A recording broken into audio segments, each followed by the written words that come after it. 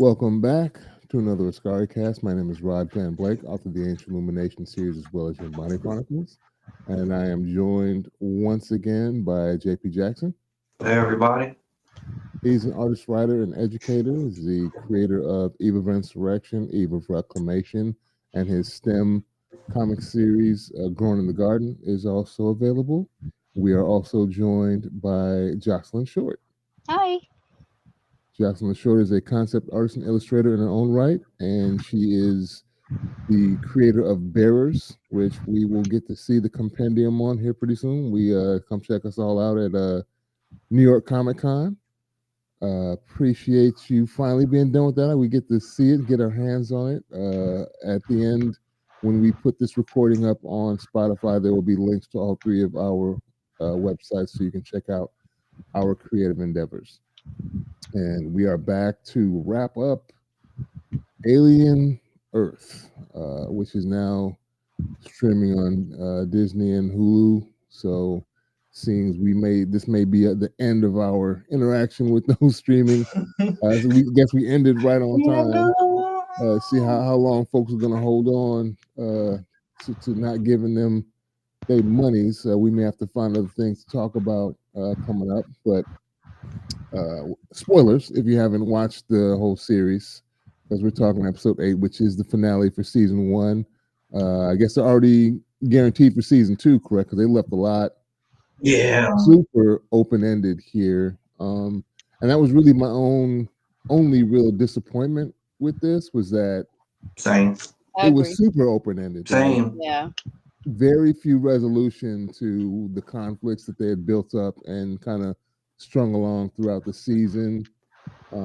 Like I said, spoilers if you haven't watched, come back to this after you've watched the finale, which I believe is subtitled "The Real Monsters." Is this episode?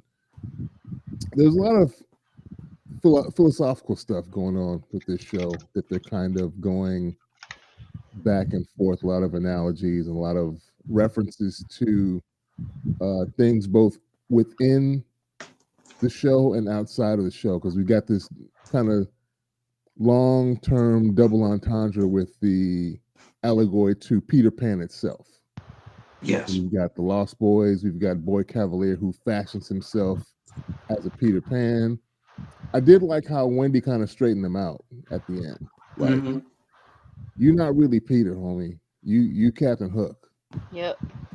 And it's funny because I think a lot of the visual cues we got from the show is a lot of us probably saw Morrow as Captain Hook, because he's kind of got the hook hand. He's got the cybernetic hand. Oh yeah, he creates. I mean, he's the kind of their villain into the story, so he kind of technically would be considered a Captain Hook type thing, and the xenomorph can kind of be seen as the alligator of the show from Peter Pan. Yeah, that he eventually loses his hand to. That Captain Hook loses his hand to. We have the identities of the hybrids that have been kind of, they're just giving them names from the story. Curly thinks she's the favorite. Wendy has to kind of correct her, like, no, you're not the favorite, homie. But if you read the story of Peter Pan, Peter eventually, Wendy grows up, he gets jealous because she didn't stay, and she grows up and then goes to kidnap her daughter, Jane, which we see towards the end is actually Curly's real name is Jane. So we see that kind of, there's a lot of kind of member berries. I was surprised by that. Was her real? I when she said Jane, I thought that she pulled the eyes. Yeah, she chose her. Isaac. I thought she pulled the Isaac and was just like, I want to go by a new name now. That's my grown-up name.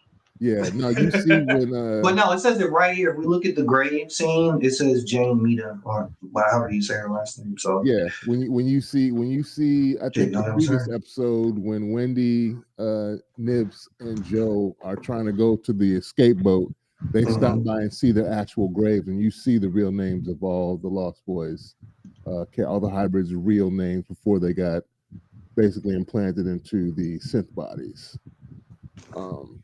We see they've got them kind of locked up.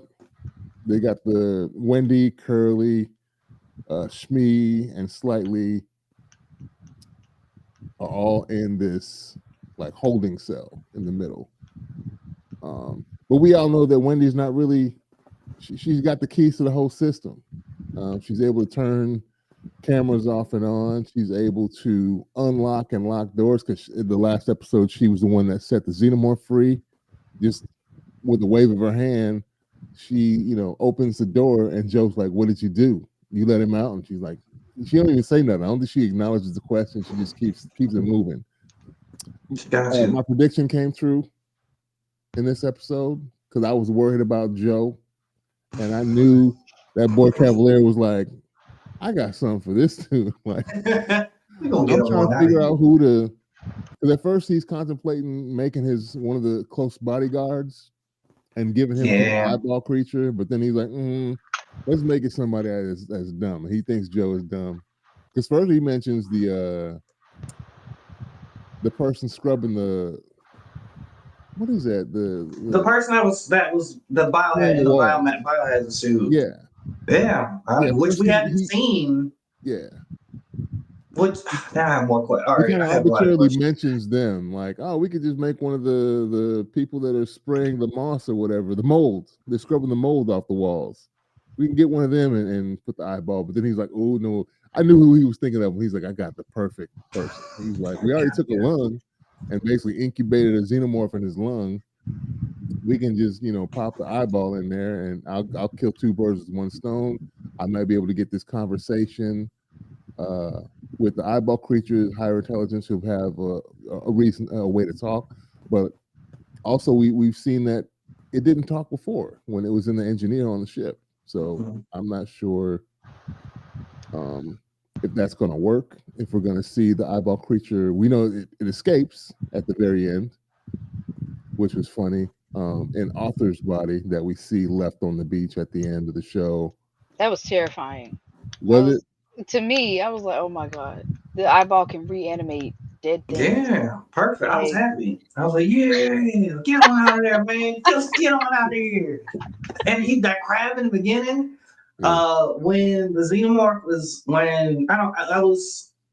I was very interested by how this episode opened up with Arthur's dead body. All these crabs everywhere. There's a crab. They come back to the scene as a crab sitting on his chest, and the xenomorph pulls up on him, looks at the crab. The crab looked like he was ready to fight.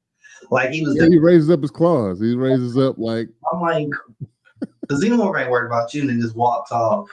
And so that was just very I was like, we're clearly going to come back to that. But I was like, it was interesting that we started off with that. There was also something that I feel like we kind of need to talk about is just like the fact that there's a xenomorph just running around killing people. Hilarious. Yeah. Hilarious. I'm laughing. It's really nice how the camera, we get homegirl who's basically like their mother. What's her name? I can't remember her name. Dame Sylvia. Dame Sylvia. So Dame Sylvia is like dropping flowers at each of their graves. And the xenomorph pulls up on her.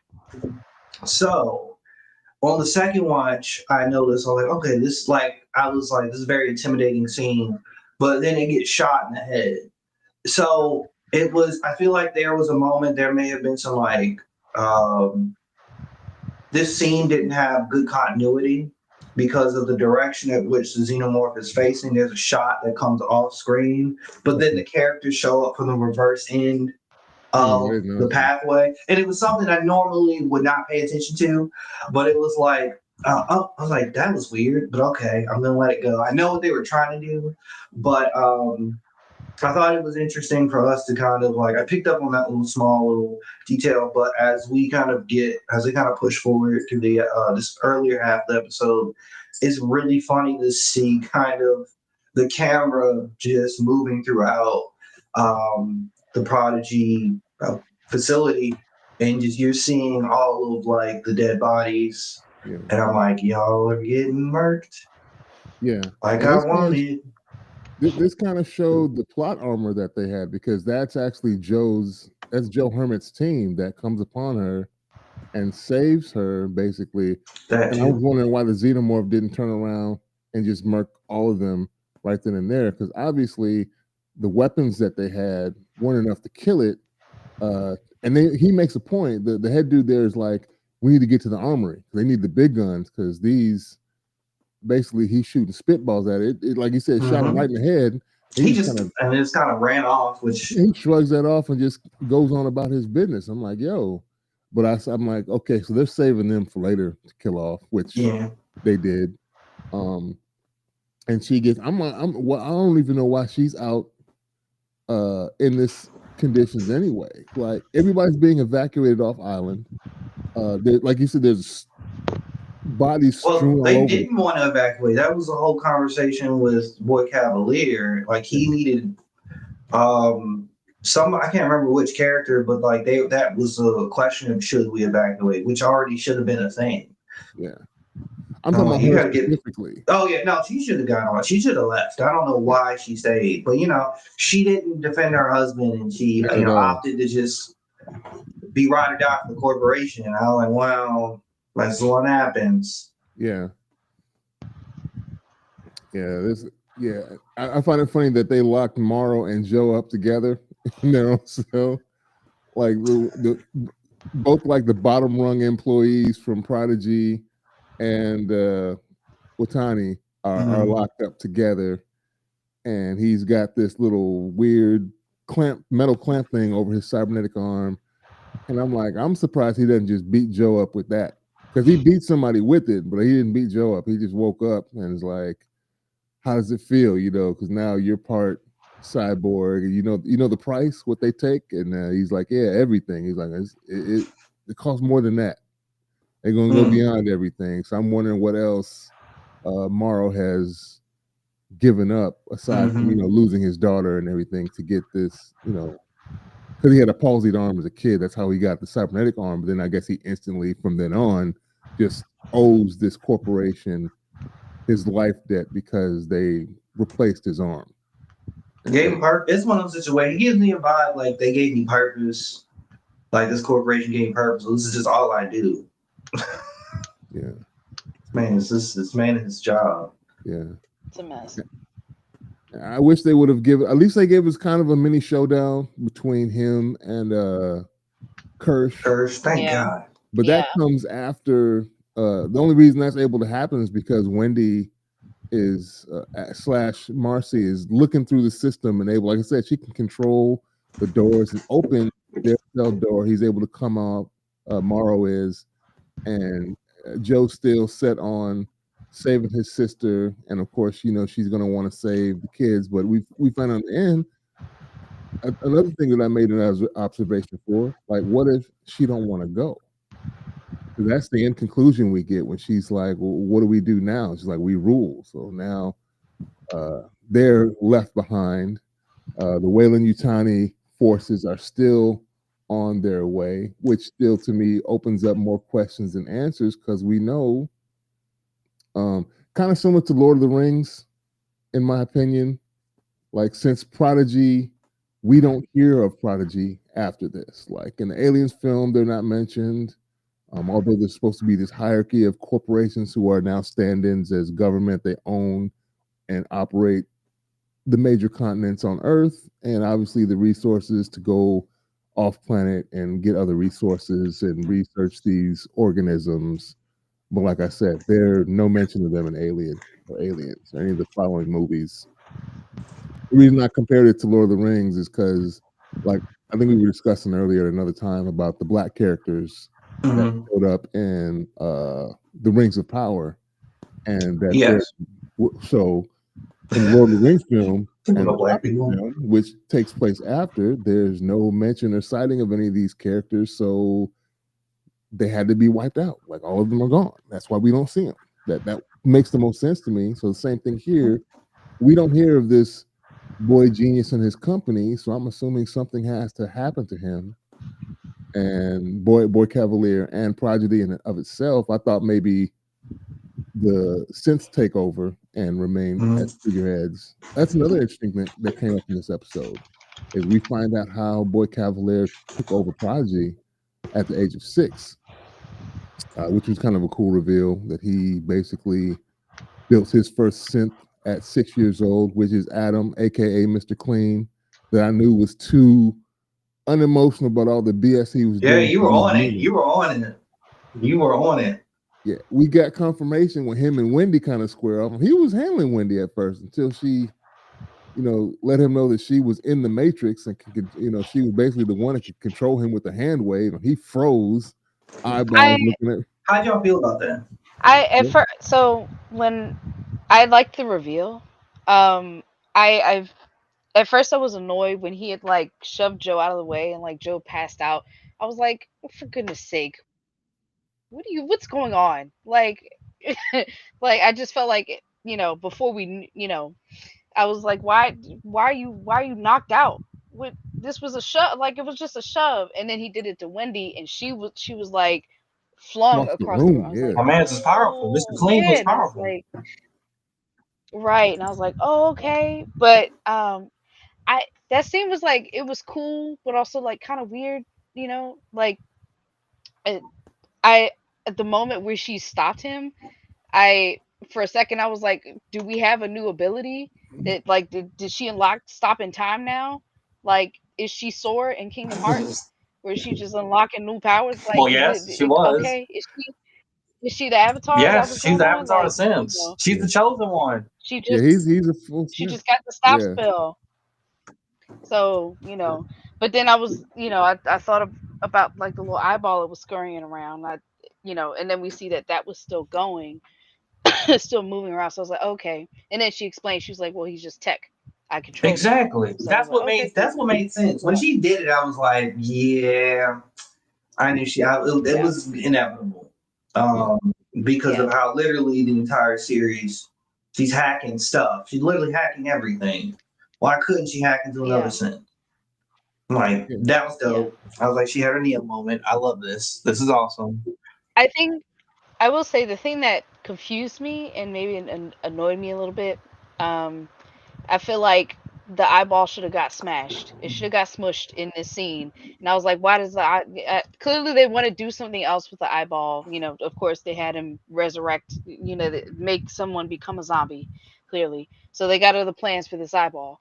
But I was like, this is plot armor in this scene where this eyeball is not effectively smushed here. Yeah, it must be strong. When, It Well, that, must be and I think strong because because it's Wendy taking doesn't. hits.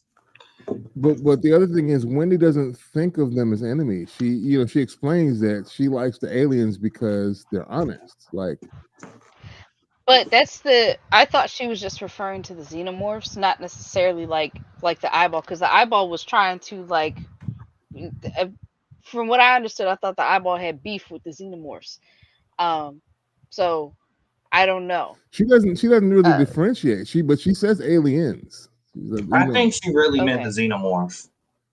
But she does say plural. She doesn't just say the aliens. She says Oh, aliens. Like all these specimens are what they are, and she fair sees the enough. humans as the ones that are messing up stuff.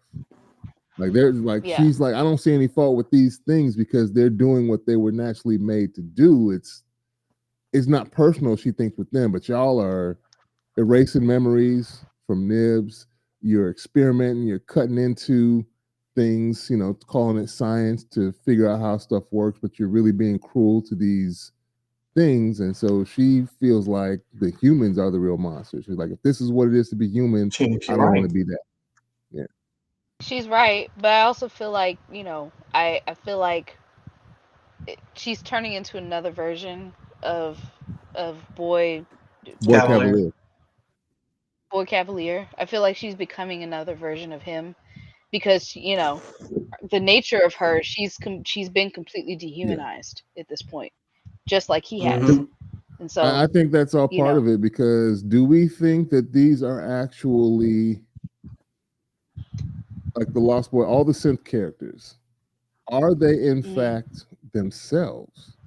Or are they programs just algorithmically learning and continuing these false consciousness that have been placed within them? When you say it like that, is the implication that they could eventually they could outgrow the personality that they have? Yeah, they're because they're learning as they go as well, Yeah. but they're basically have a foundational programming with the personality that they started with. But as you can see, they've been kind of evolving as they go, just like people do. But since they're actual Sure. programs, is Marcy still Marcy, or is she now just this program that is evolving? I And like you said, she's getting more and more I unhuman, kind of just not caring. Well, yeah, I, I I feel like their like intelligence evolution is, you know, I think of course already they're Mhm. dehumanized, but I feel like their growth of their intelligence or their AI, their programming, um, is, I don't, for lack of a better word, like I feel like the growth will be Mhm. distorted because they're imbued with such power. Like, so I don't know. I just feel like it's going to enhance the Yeah. distortion, uh, where the personality of them. I won't say it won't matter, but it's like imagine what their personality could have been, as just like something other than human, but without all of the power. But now that they are something other than human, but they have these hyper abilities also, um, which puts them already like even further off balance in terms of like equality between them and like other Mhm. humans. So I- whatever their personality could have been will be extremely like way far off from what it will evolve to based on their current stats and their growing Mhm. stats. Gotcha. I hope that this No, is it is. clear. It is. I kind of see where you're kind of getting at.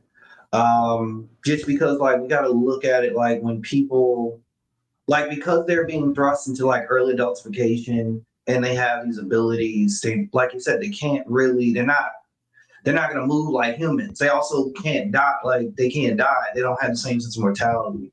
Um, Mhm. so I see where you're saying. I still think that the core of them, like the core of their programming, is that of the conscious set person. But I kind of think about it like in life where like we're still at the end of the day, like we are kind of fundamentally ourselves, but then again, when we grow up, we're constantly in general as we're growing, as kids, adults, and into our middle ages, older age.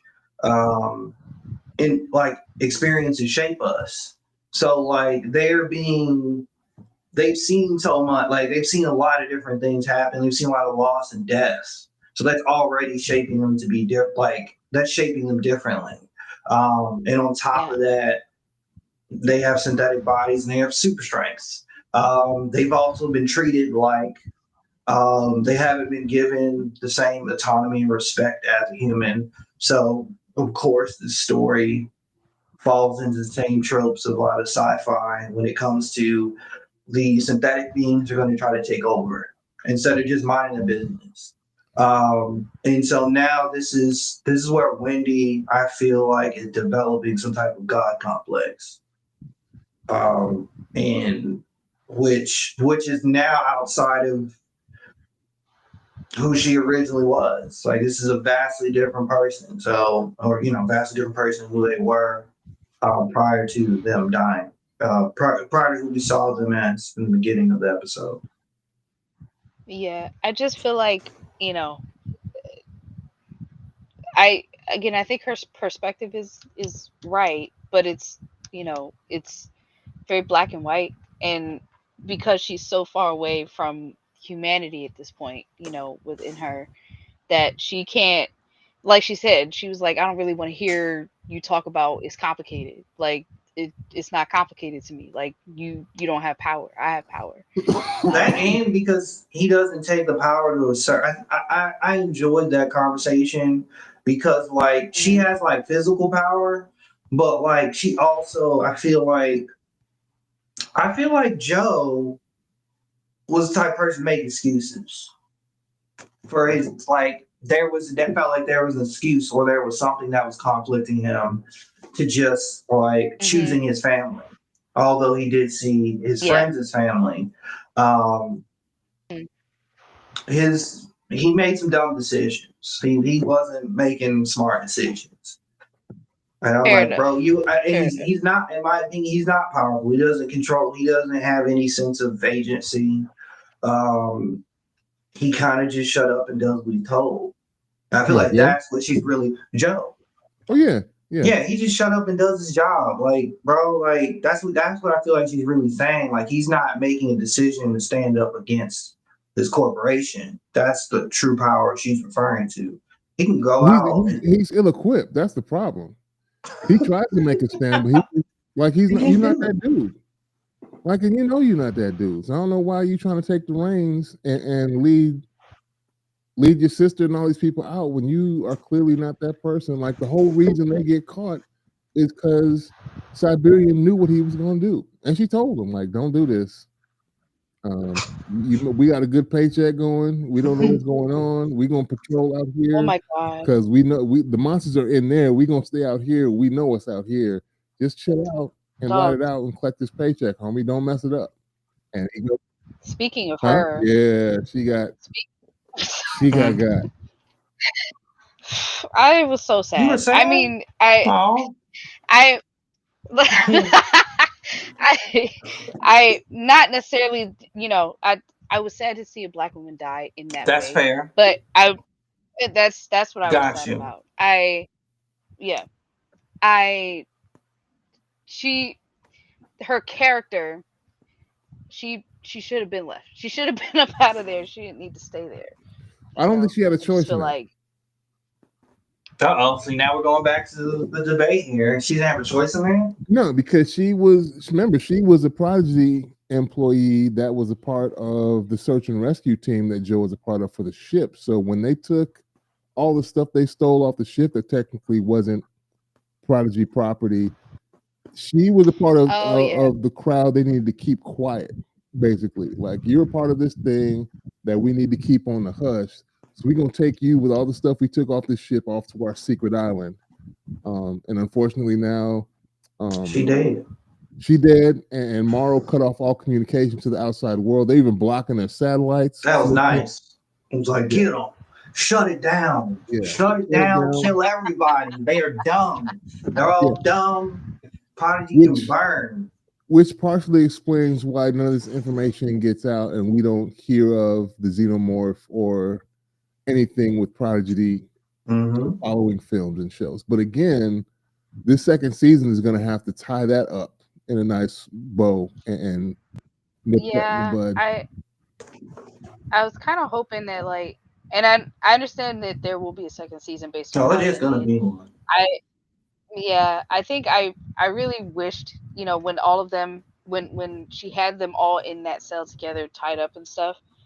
I was really, I don't know. I was just hoping for, like, I don't know, for her to end them all at once. Like, No.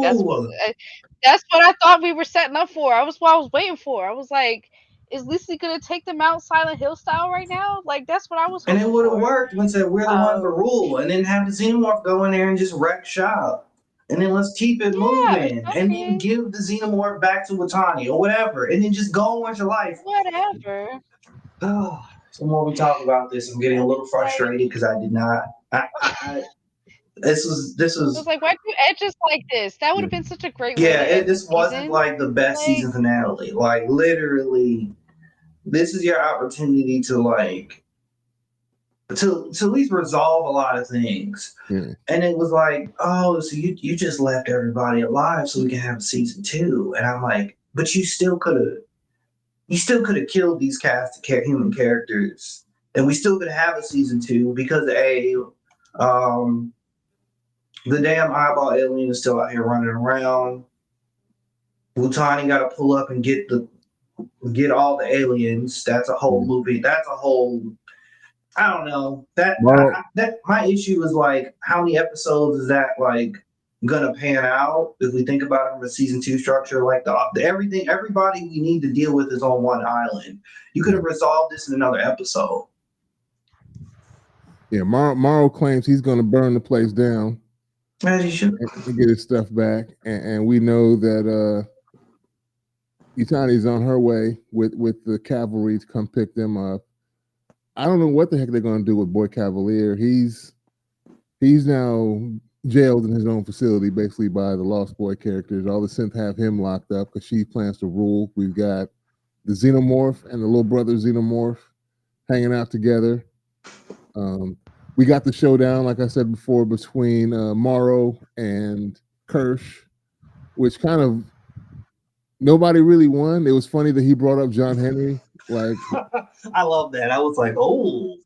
Man, I was hoping when they were having that John Henry Mhm. conversation and like Kirsch was like upside down with his all the stuff dripping and his chin up. I was hoping he was gonna slam down on his jaw, Oh, John Henry style. that would have I been was I was good. like, yes, I was like, why are they setting up all of these scenarios for amazing kills and they're not giving it Because to they us? got because they need to milk the franchise and give us a season 2. I'm telling you, had this been written to just be one season, everyone would have died. yeah, They would have everybody. died, but they You literally know, left them. everybody gonna die. Yeah, everybody gonna die. I would have. That would have been dope if he'd have John Henry him with his cybernetic arm.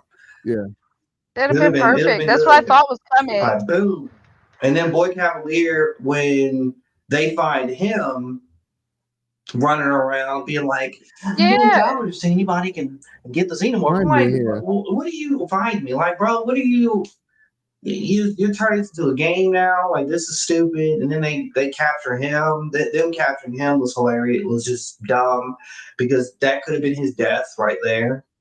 It could That have. She could have sicked the xenomorph on him yeah, right yeah. there. He's literally, she could still have sick. They could have killed all of them. Dame Sylvia, Nibs could have just killed her. Yeah, he's still. Yeah, Literally, that was all these funny. characters died. That part we didn't really talk about of the them playing ghosts by using the system to scare everybody. They're like, what do Yeah, ghosts do? Like, we're gonna haunt them. So they yeah. open up the elevator. The security team goes in the elevator and they're pretending like there's a self-destruct on the elevator when it's just Smee. He was so childlike on his countdown because they have Oh yeah. the audio of him Yeah. speaking, the number countdown, and then they switch cameras to him, and he's next to Wendy playing like a little kid as he counts down, and she's there controlling the whole Mhm. system. To have them all locked up in the containment center in the middle, I guess Kirsch's back is still broke. I was rolling when slightly popped Morrow in the mouth. I Oh, love that. I was like, yes, when he did that, I was like, good. I didn't kill Yes. your mama and family's safe. He's like, bink.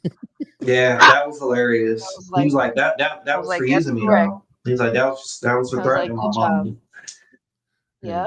Good job. him and That's what Shmi this. kind That of was exactly right. talking through their guilt, and Shmi's still, thinking about Arthur. Like, we left him. Like, what happened to Arthur? We left We him. left.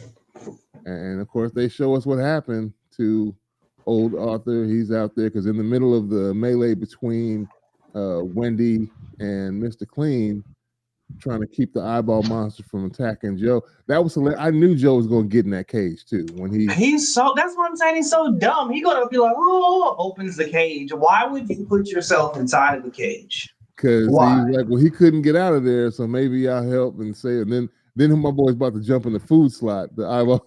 Yeah, I'm like stupid. He's like, you deserve to He get was like, you. let me get. I'm getting in there. I'm getting in there. I'm like, you deserve I'm to getting die, in Joe. there. Like you literally are one of the characters. I wish Joe had died. Joe deserved it.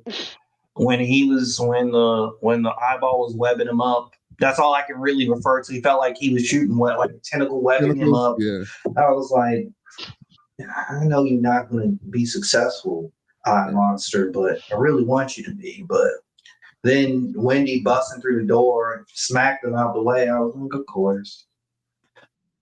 That pissed me off. I was like, I don't know. I just feel like, and of course, I just feel like at this point they're just giving Wendy any kind of powers. So I was like, you could have just blasted the eyeball right there. She could sit and just blasted him. She So pulls out a cannon out of her hand.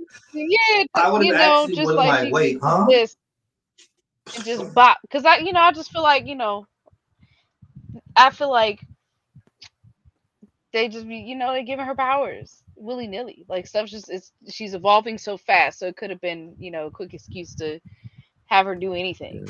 Yeah. So like now she used to just be blasting folk, but that didn't No. happen. So but that's what I thought was gonna happen, and I was like, you just kicking it?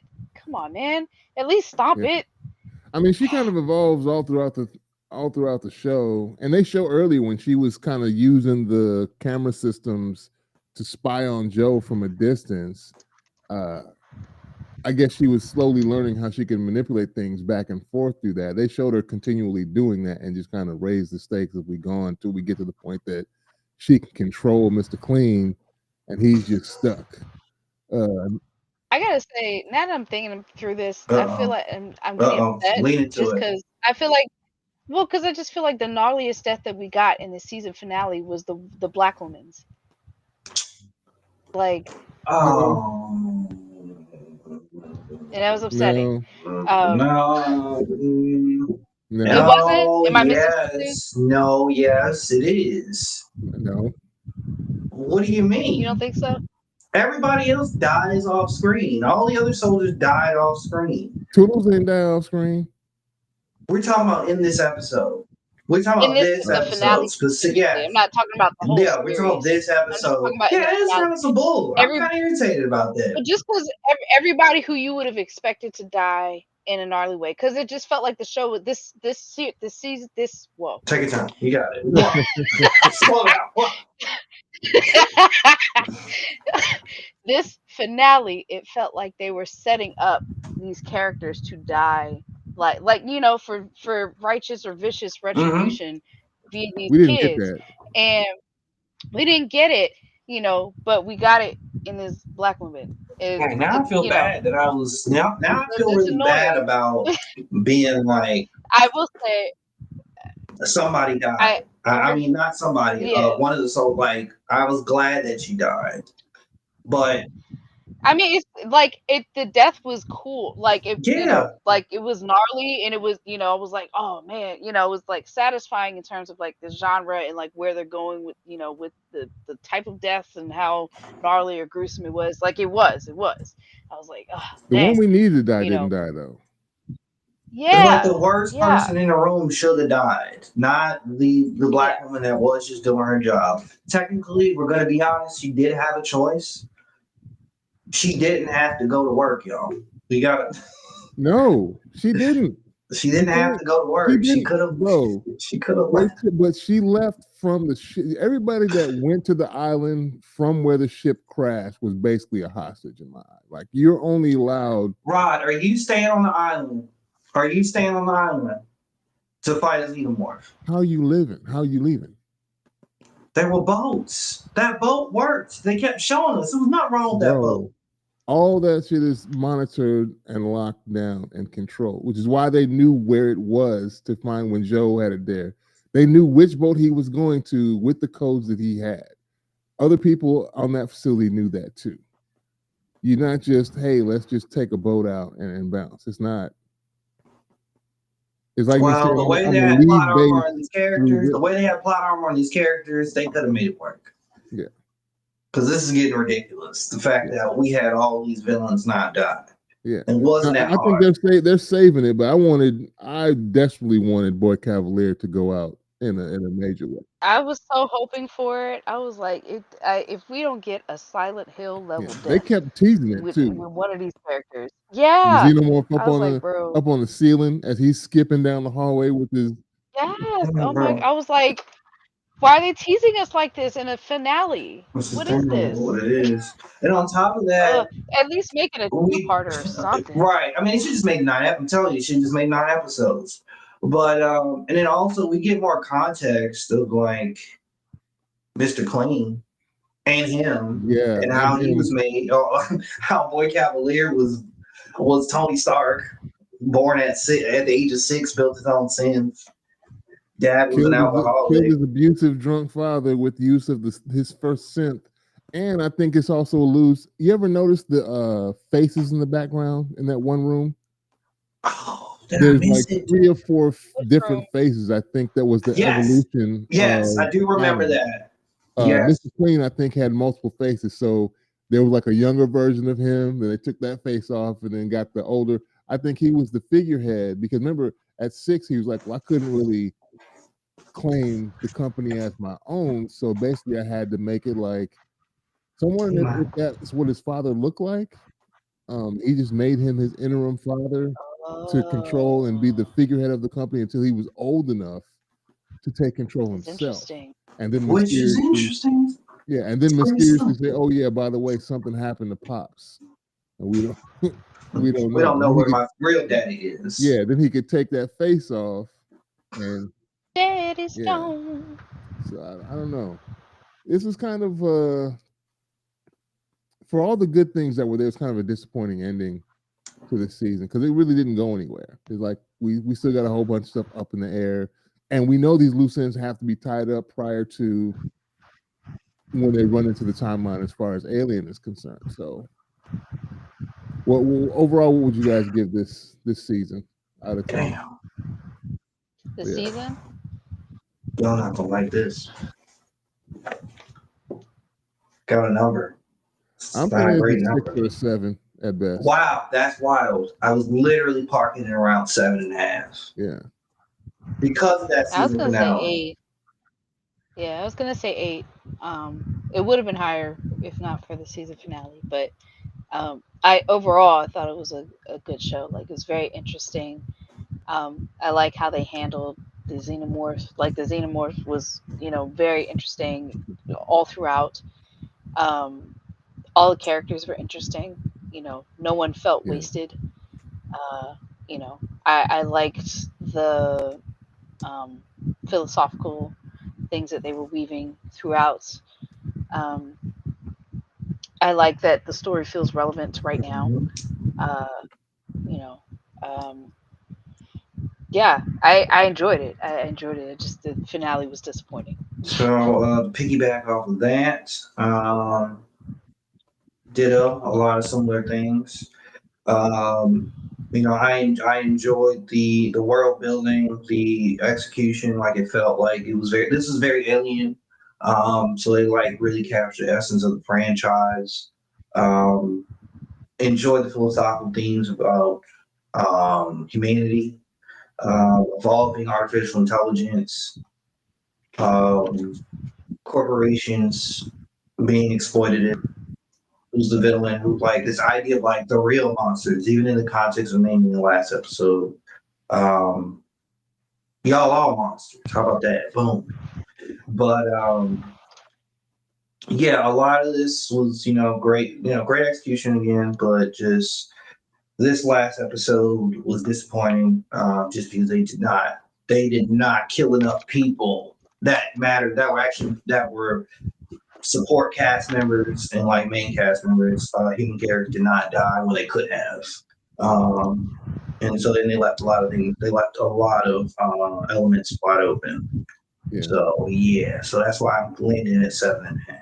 yeah. They didn't stick the landing, and I see a lot of the things that they're alluding to. Um, there was a lot of talking around stuff without actually executing what they were talking about. I do see they're alluding to kind of the alien goddess. I don't know if y'all are familiar with the alien goddess. What is that? What is There's that? in the comics there is an actual synthetic being who becomes the Oh, alien goddess who can communicate with the xenomorphs. And I feel oh, like what they're alluding to with Wendy slash Marcy character is that that's what she's becoming basically is a synthetic being who goes beyond her initial existence to become this synthetic, uh, almost like hive queen to the aliens, to the xenomorphs. oh, that's awesome. Yeah, Now I need to read the comic, but then I'm gonna ask the question of like, well, how did that get resolved in the comic? Because where they're at right now, yeah, that's not going to pan out too well. Because then it no, falls into that same issue, Rod. You kept bringing up about like how do people? What is it? 20 years? What? I need a timeline check. Um, because Alien One, I gotta remember when the first Alien movie. What's the timeline on that? But it's like if you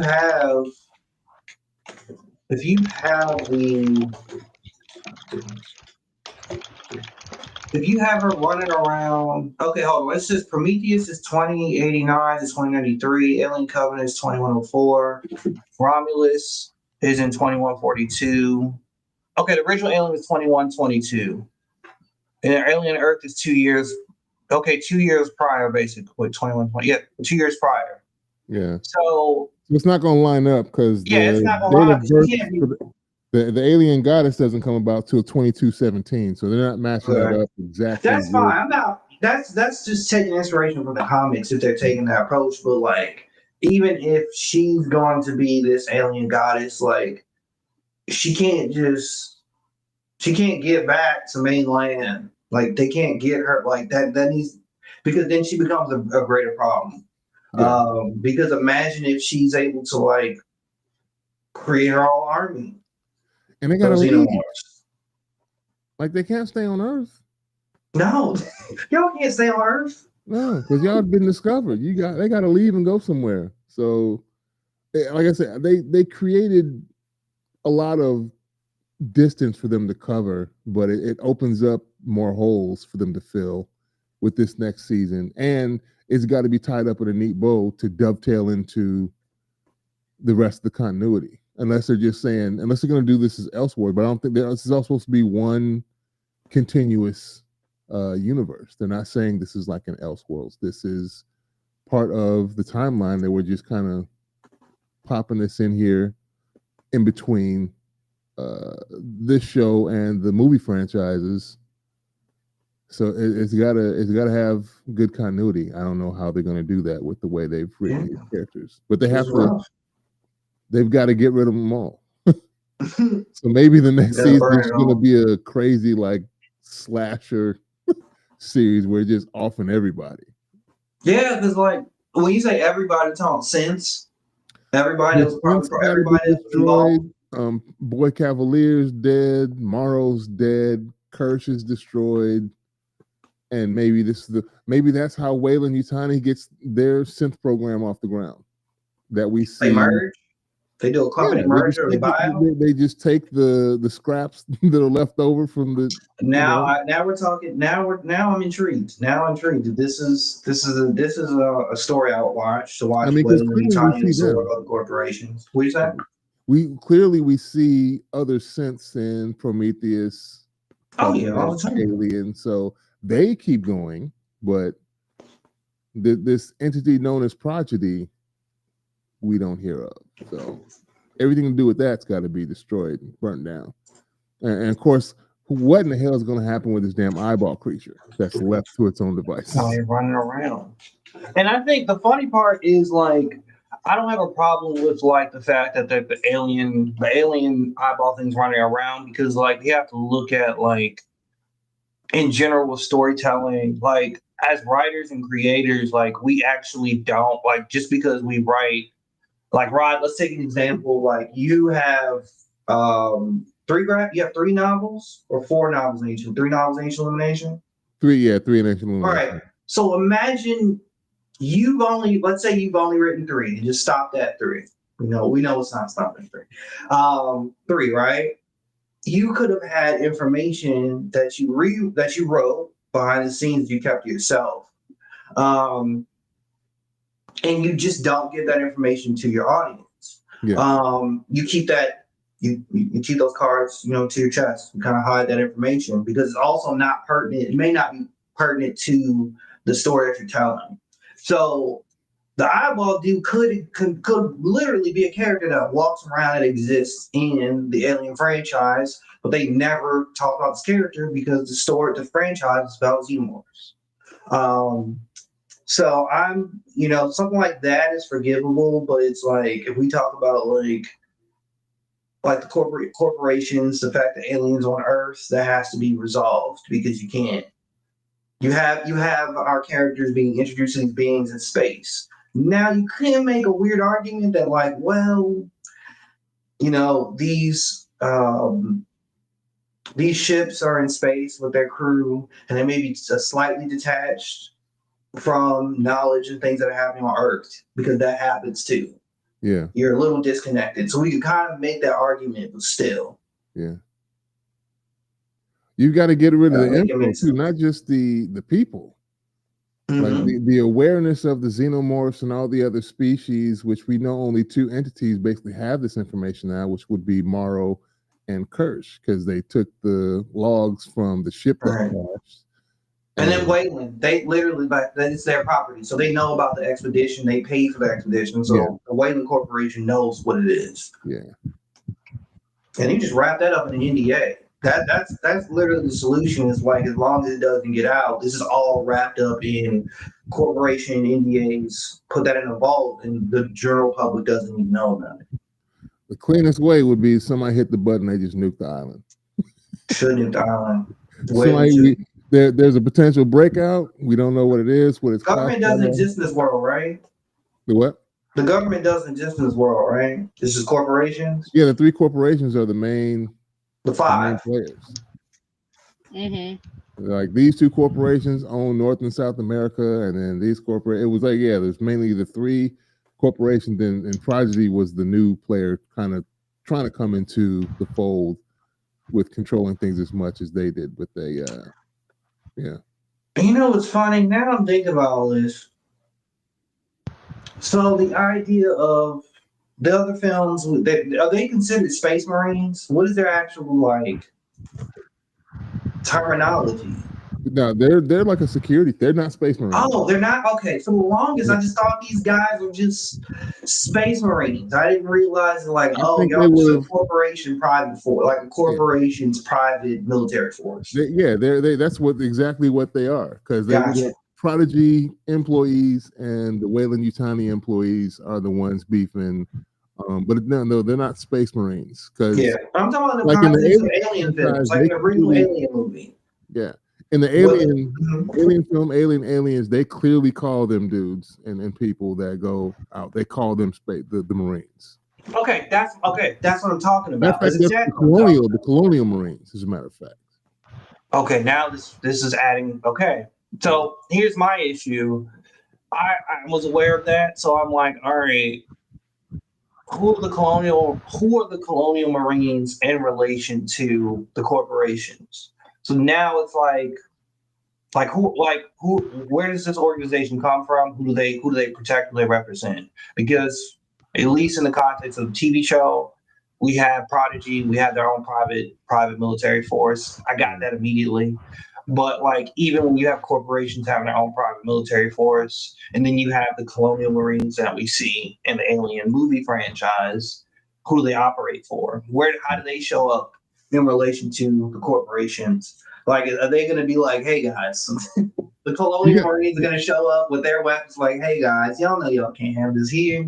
Yeah, like, I think there's some crossover. There has to be some crossover, because you do see some of the security forces wielding the exact same smart gun harness and gun that is used. So they're related somehow, but they're not referring to these people as space marine. Like Siberian and the rest of Hermit's crew are not called colonial Marines. They're just a search and rescue crew. But yeah, obviously there's some crossover, because you see the weapons and stuff that they use that are similar to the weapons we see in the Alien films. Acting was good for the most part. I liked Morrow a lot. Like I said, a lot of his griminess came through. The Lost Boys did a good job of depicting childlike characteristics, which kind of instances had me annoyed with some of them. Nips was off the chain.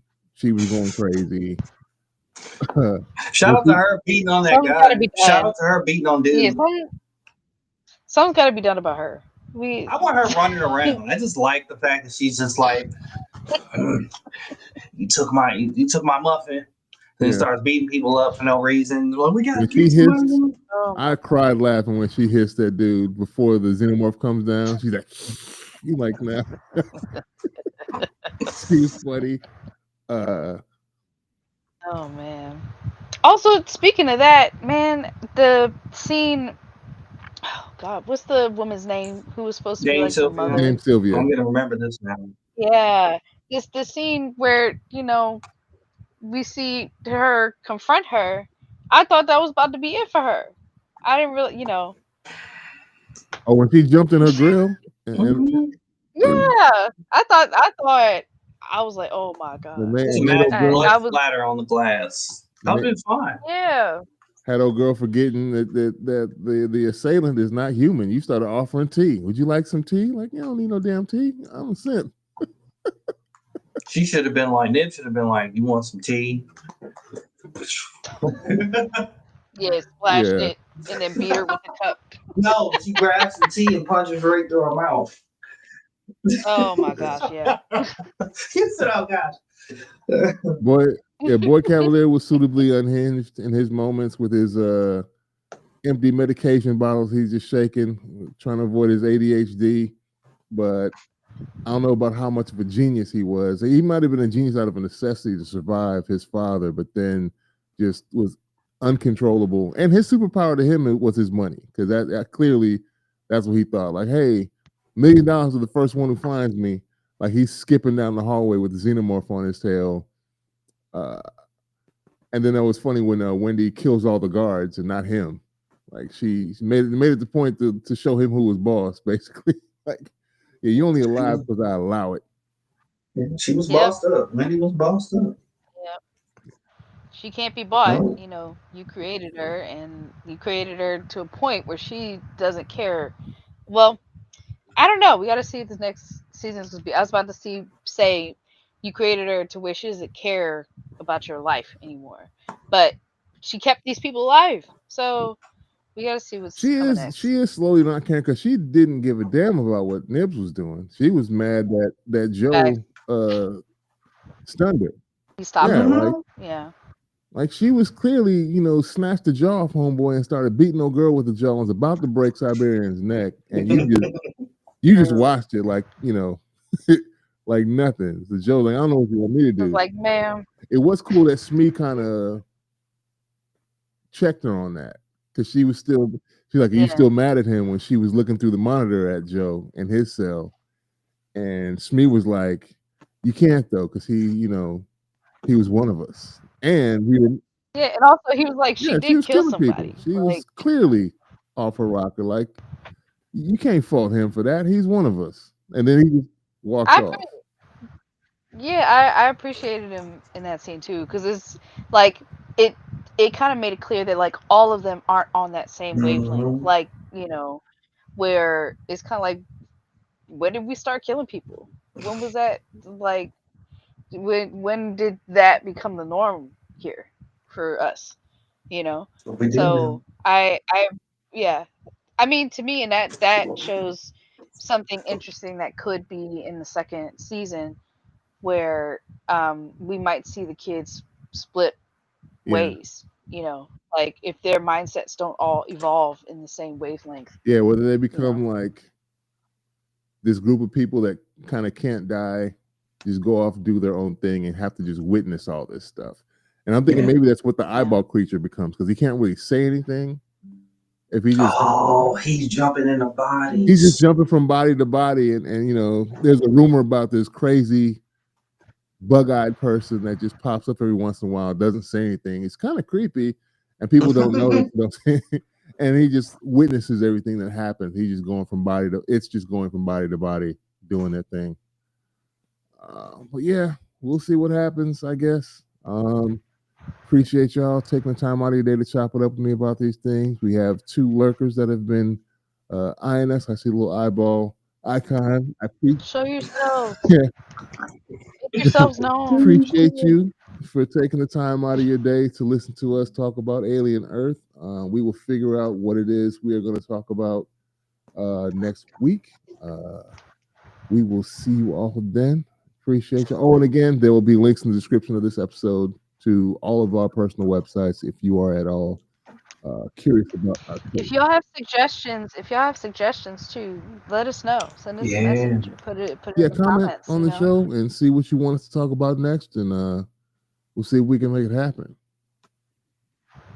All right. Peace.